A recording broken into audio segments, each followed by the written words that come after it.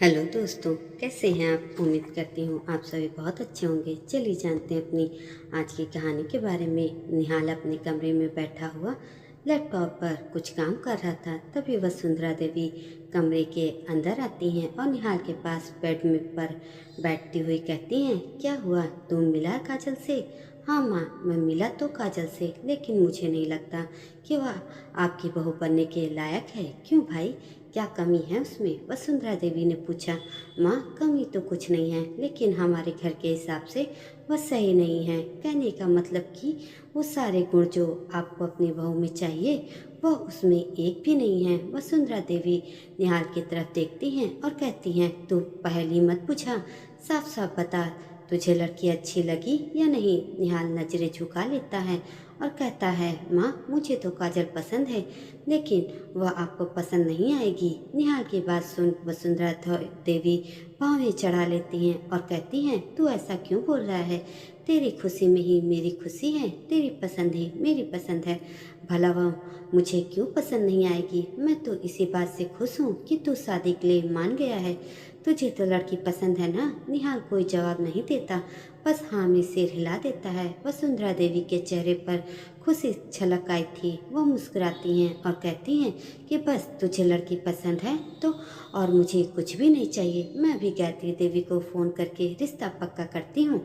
वह बेड से खड़ी होती हैं, तभी निहाल उनका हाथ पकड़ लेता है और कहता है, माँ बैठिए। वसुंधरा देवी थोड़ी परेशान हो जाती हैं। वह निहाल की तरफ देखते हुए कहती हैं, क्या हुआ।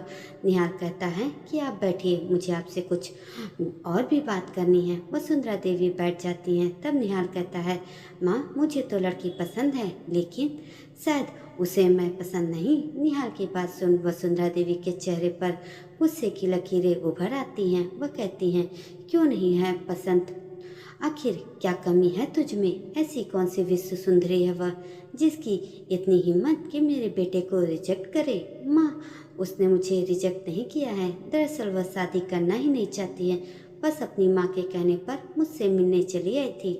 वह लड़की भी शादीशुदा है और उसकी एक 4 साल की बेटी है।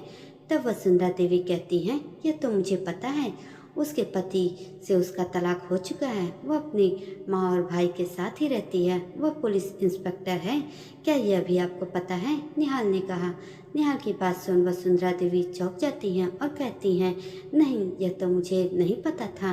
निहाल कहता है, यही तो प्रॉब्लम है, अभी कुछ समय पहले ही उसकी जॉब लगी है। कितनी मेहनत करके उसने नौकरी पाई होगी, और हम उसे अभी नौकरी छोड़ने के लिए कहेंगे तो वह बिल्कुल भी तैयार नहीं होगी। और आपको नौकरी करने वाली लड़कियां पसंद नहीं, इसलिए मुझे नहीं लगता कि इस लड़की के साथ मेरी शादी हो सकती है। निहाल की बात सुन वसुंधरा देवी सोच में पड़ जाती हैं। वह अब धर्म संकट में फंस चुकी थी। एक तरफ तो उनके बेटे को कोई लड़की पसंद नहीं आती थी, बड़ी मुश्किल से एक लड़की पसंद आई तो वह नौकरी वाली निकली, जिसे वह अपने घर की बहू बनाना पसंद नहीं करेंगी।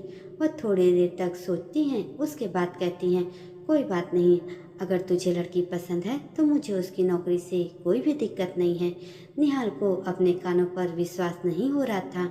तब वह मुस्कुराता है और कहता है, क्या कहा माँ आपने, शायद मैं सही से सुना नहीं। वसुंधरा देवी अपनी नज़रें घुमा लेती हैं और कहती हैं, तूने सही सुना है, मैंने यही कहा कि अगर तुझे लड़की पसंद है तो मुझे कोई दिक्कत नहीं। निहाल आगे बढ़कर उन्हें गले लगा लेता है और कहता है, माँ आप सच में बहुत ही अच्छी हैं। वसुंधरा देवी मुंह टेढ़ा कर कहती हैं, ठीक है, मक्खन लगाने की जरूरत नहीं है।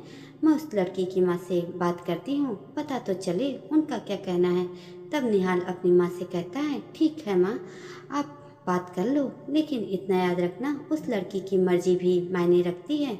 मैं नहीं चाहता कि घर वालों के दबाव में आकर कोई लड़की मेरी ज़िंदगी में आए और कंप्रोमाइज़ वाला रिश्ता निभाए, क्योंकि अगर वह लड़की अपने घर वालों के दबाव में आकर मुझसे शादी कर भी लेगी तो ना वह खुश रह पाएगी और ना मैं। इसलिए मैं चाहता हूँ कि जिससे भी रिश्ता जुड़े अच्छे से, प्यार से और खुशी से जुड़े, न कि ज़बरदस्ती से। वसुंधरा देवी हाँ में सर हिलाती हैं और कहती हैं, मैं बात करके देखती हूँ। तब निहाल उनकी बात का कोई भी जवाब नहीं देता। तब वह उठती हैं और कमरे से बाहर निकल जाती हैं। दोस्तों, ये छोटी सी कहानी आपको कैसी लगी कमेंट में हमें ज़रूर बताइएगा, और थोड़ी भी अच्छी लगी हो तो एक लाइक देकर मेरे चैनल को सब्सक्राइब भी कर दीजिएगा। धन्यवाद।